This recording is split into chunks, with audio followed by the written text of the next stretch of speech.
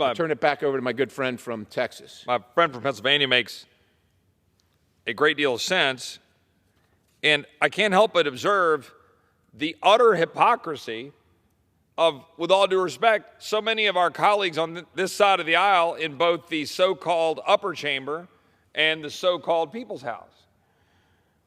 How about the junior senator from Utah, Mitt Romney, when he said in 21, quote, Democrats want to spend boatloads of money at the wrong time and in the wrong ways instead of addressing inflation and dealing with the emerging threat of China. They're dead set on raising taxes and government giveaways. This isn't how we solve the problems facing Americans, end quote.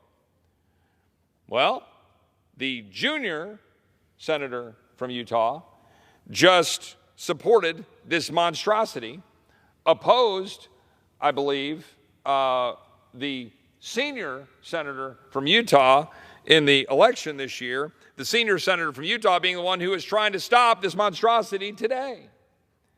How about the exiting senior senator from Alabama in July of 2022, just this year? Inflation hit, quote, inflation hit 9.1% today, another record high.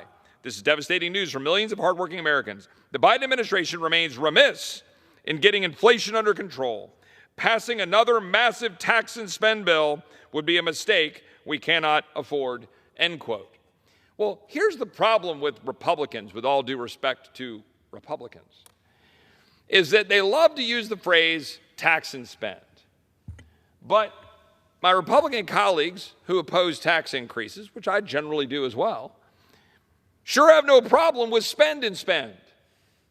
Spend for defense, spend for non-defense discretionary, and then go with their tail tucked between their legs back home and go, I'm sorry, I couldn't really do anything about it. Our hands were tied because we must have the spending for defense and we must have the spending for Ukraine because somebody gave a fancy speech in this chamber last night. Will the gentleman yield for a question?